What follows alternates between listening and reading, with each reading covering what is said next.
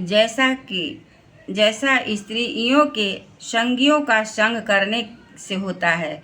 एक बार अपनी पुत्री सरस्वती को देखकर ब्रह्मा जी भी उसके रूप लावण्य से मोहित हो गए थे और उसके मृगी रूप होकर अपने भोगने पर उसके पीछे निर्लज्जता पूर्वक मृग रूप होकर दौड़ने लगे।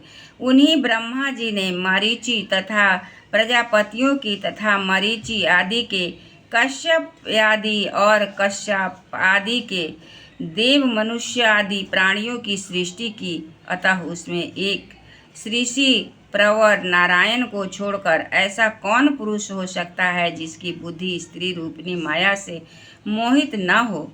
अहो मेरी इस स्त्री रूपिणी माया का बल तो देखो, जो अपने भ्रिकुटी विलास मात्र से बड़े बड़े दिग्विजय वीरों को पैरों से कुचल देती है। जो पुरुष योग के परम पद पर आरूढ़ होना चाहता है अथवा जिसे मेरी सेवा के प्रभाव से आत्मा अनात्मा और विवेक हो गया है, वह स्त्रियों का संग कभी न करे, क्योंकि उन्हें ऐसे पुरुष के लिए नरक का खुला हुआ द्वार बताया गया है। भगवान की रची हुई यह जो स्त्री रूपिणी माया धीरे धीरे सेवा आदि के मिश से पास आती है, इसे तिनकों से ढके हुए कुएं के समान अपने मृत्यु ही समझे। स्त्री में आसक्त रहने के कारण तथा अंत समय स्त्री की ध्यान रखने के से जीव स्त्री जोनि प्राप्त होती है। इस प्रकार स्त्री जोनि को प्राप्त हुआ जीव पुरुष में प्रतीत होने वाली मेरी माया को ही धन पुरुष पुत्र गृह आदि देने वाला अपना पति मानता रहता है। जो इस प्रकार व्याधि का गान कानों को प्रिय लगने पर भी बेचारे भोले भाले पशु पक्षियों को बंधकर फंसाकर उनकी नाश का कारण होता है, इसी प्रकार उन पुत्रपति और गृह आदि का विधाता की निश्चित ही हुई अपनी मृत्यु की ही जाने। देवी जीव के उपाधिभूत लिंग देह के द्वारा पुरुष एक जो लोक से दूसरे लोक में जाता है और अपने प्रारब्ध कर्मों को भोगता हुआ निरंतर अन्य देह की प्राप्ति के लिए दूसरे कर्म करता है। जीव को उपाधि रूप लिंग शरीर में तो मोक्ष पर्यंत उसके साथ रहता है तथा भूत इंद्रिय और मन का कार्य रूप स्थूल शरीर इसका भोगाधिष्ठान है। इन दोनों का परस्पर संगठित होकर कार्य न करना ही प्राणी की मृत्यु है और दोनों का साथ साथ प्रकट होना जन्म कहलाता है। पदार्थों की उपलब्धि के स्थान पर इस स्थूल शरीर में जब उसको ग्रहण करने की योग्यता नहीं रहती और उसका स्मरण है और वह लघु शरीर ही मैं हूँ, इस अभिमान के साथ उसे देखना उसका जन्म है।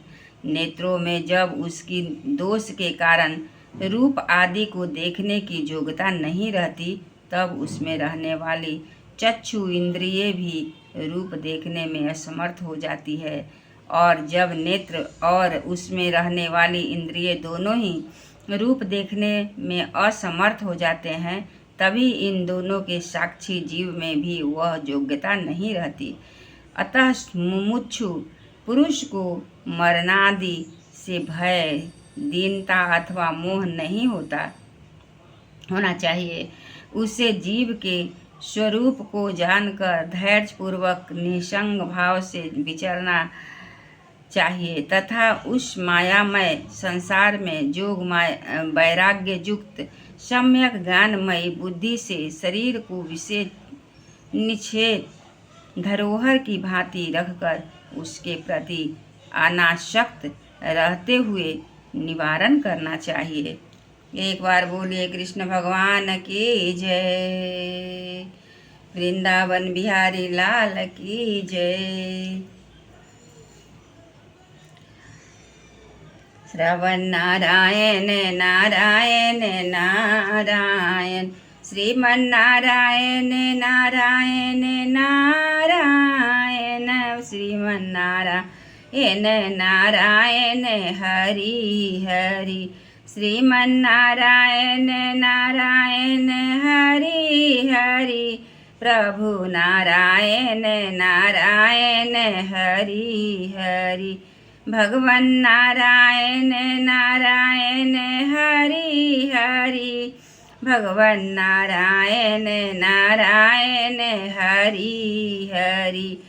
भगवन नारायण नारायण हरि हरि। श्रीमन्नारायण नारायण हरि हरि।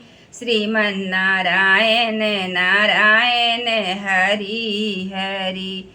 श्रीमन्नारायण नारायण हरि हरि।